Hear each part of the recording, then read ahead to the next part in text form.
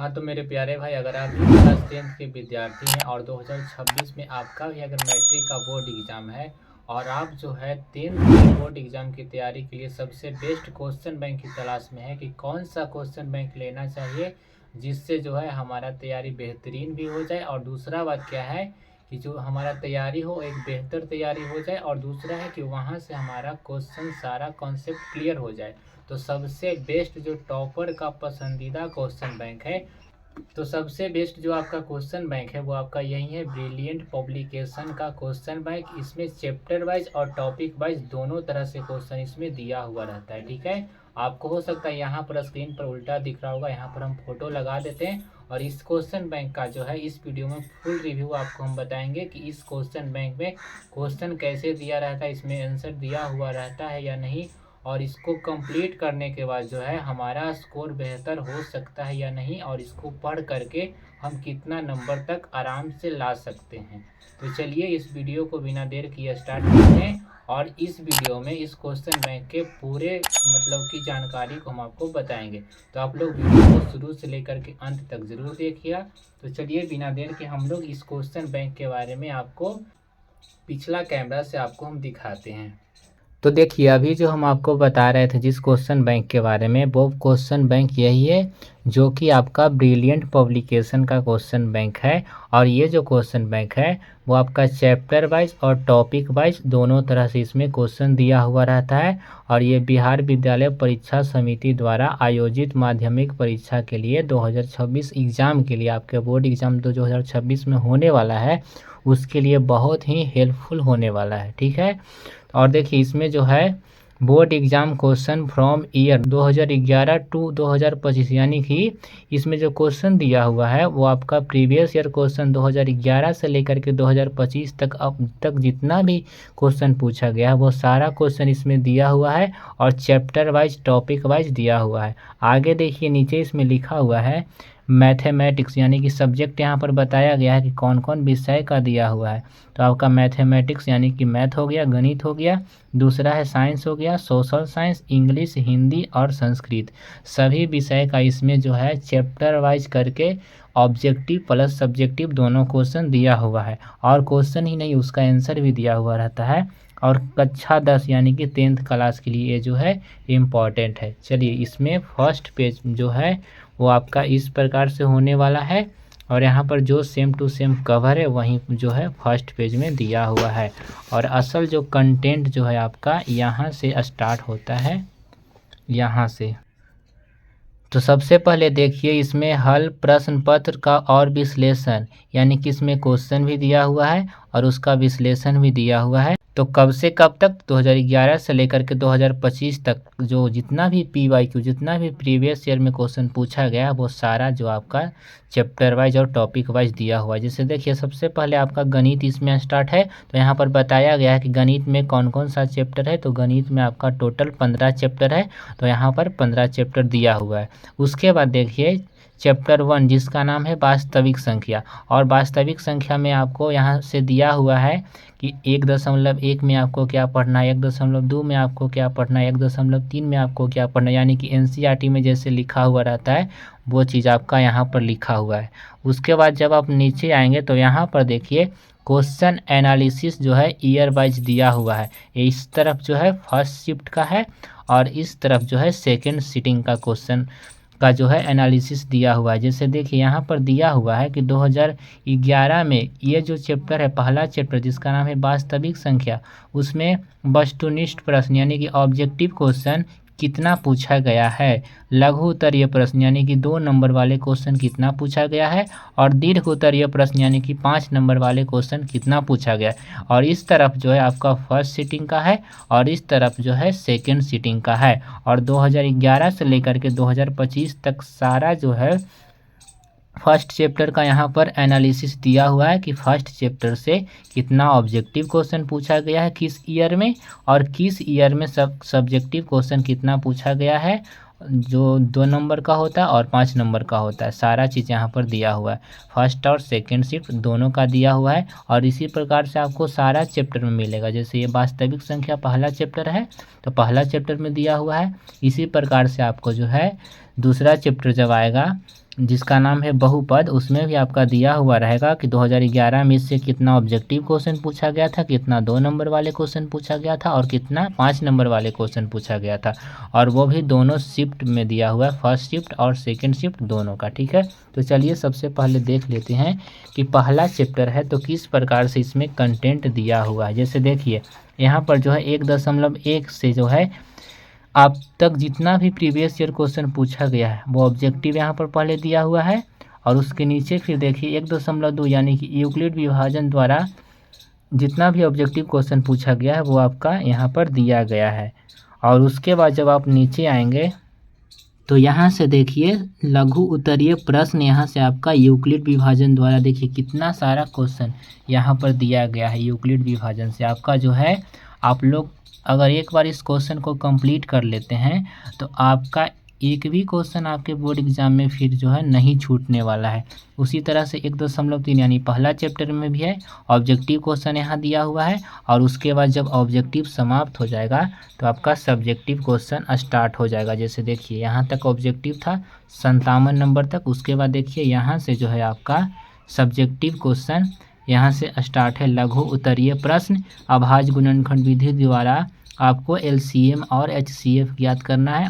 और इस टाइप का जितना भी क्वेश्चन है वो एक टाइप का क्वेश्चन एक जगह ही इसमें दिया हुआ रहता है। यही इसमें खूबी है कि सारा क्वेश्चन को मिक्स करके इसमें नहीं रहता है, बल्कि चैप्टर वाइज और टॉपिक वाइज दोनों दिया हुआ रहता है। उसके बाद देखिए यहाँ पर आपका सब्जेक्टिव क्वेश्चन दिया हुआ है। उसके बाद 1.4 आ गया, 1.4 से जितना भी ऑब्जेक्टिव क्वेश्चन है वो आपका ऑब्जेक्टिव क्वेश्चन दिया हुआ है। और उसके बाद इस तरफ आप देखिएगा तो यहाँ पर देखिए लघु उत्तरीय प्रश्न भी आपका दिया हुआ है। और एक टाइप के जितने भी क्वेश्चन होते हैं वो आपका एक जगह दिया हुआ रहता है, ताकि आप लोग को जो है मतलब प्रैक्टिस बहुत ही बढ़िया और बहुत ही बेहतर हो पाए।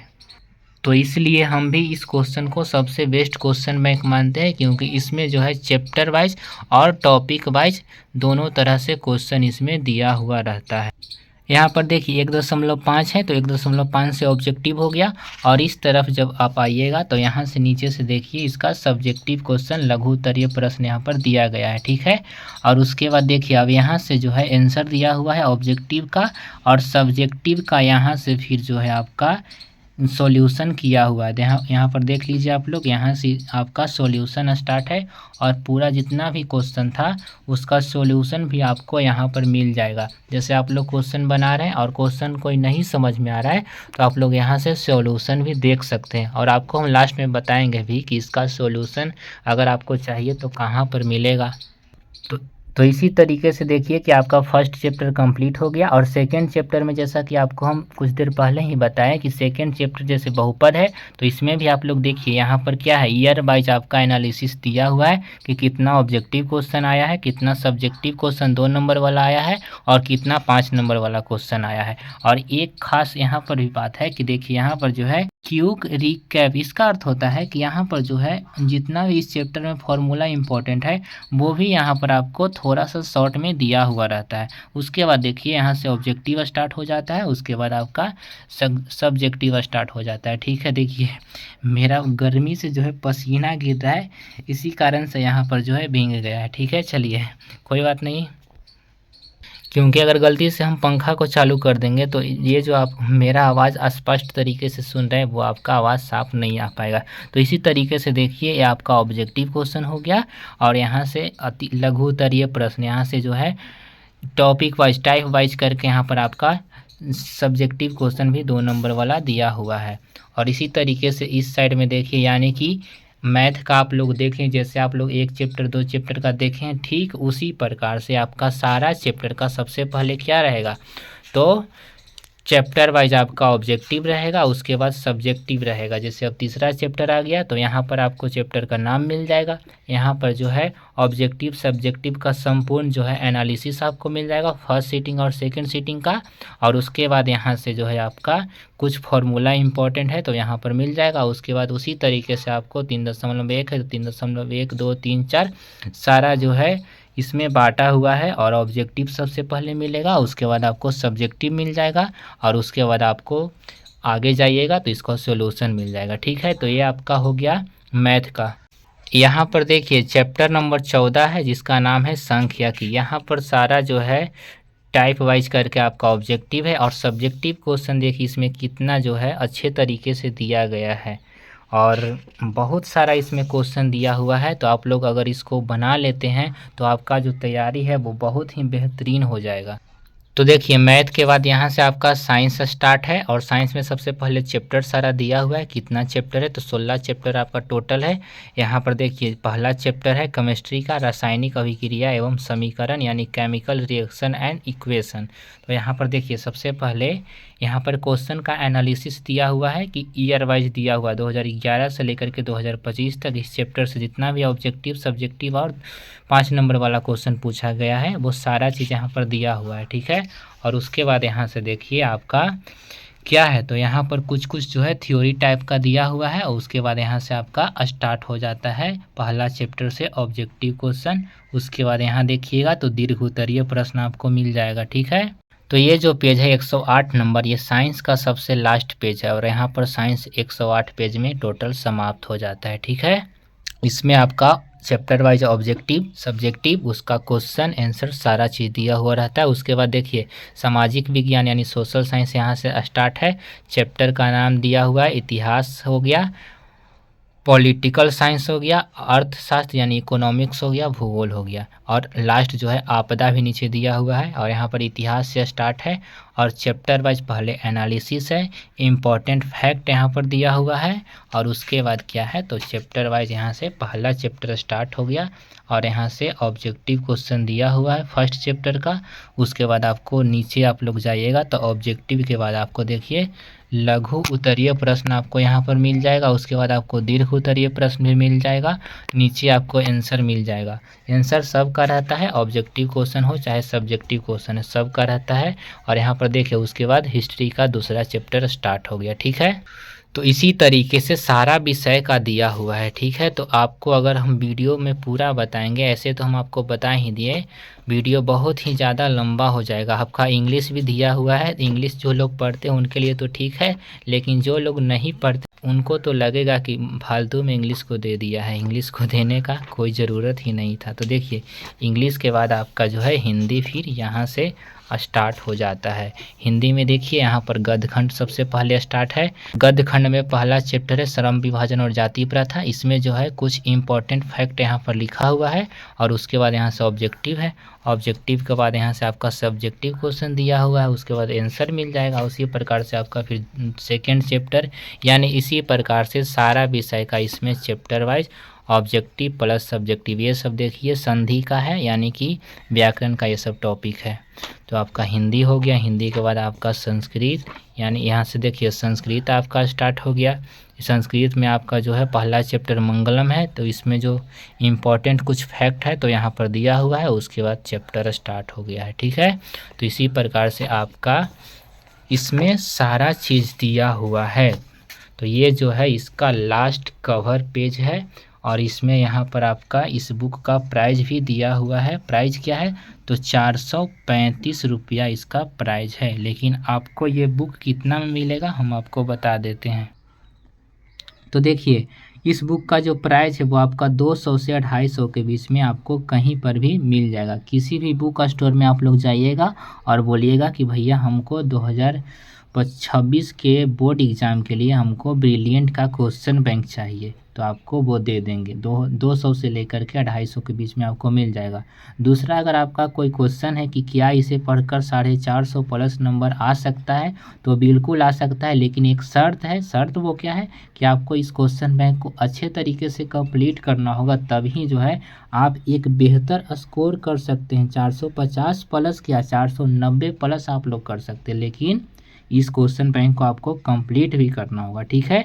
और नेक्स्ट है कि इसका सॉल्यूशन कहाँ मिलेगा, तो अगर आप लोग कमेंट कीजिएगा तो इसका जो मैथ होता है, मैथ का सॉल्यूशन आपको हम चैप्टर वाइज इसमें इसी यूट्यूब चैनल जो आपका RS ज्ञान संग्रह, जो आप लोग जिस चैनल पर हमारा वीडियो देख रहे हैं, इसी चैनल पर आपको जो है मैथ का हम चैप्टर वाइज सब्जेक्टिव का सॉल्यूशन करवा सकते हैं। अगर आप लोग कमेंट कीजिएगा तब हमें अगर टाइम मिलेगा तो आपके लिए हम मैथ का करवाएंगे।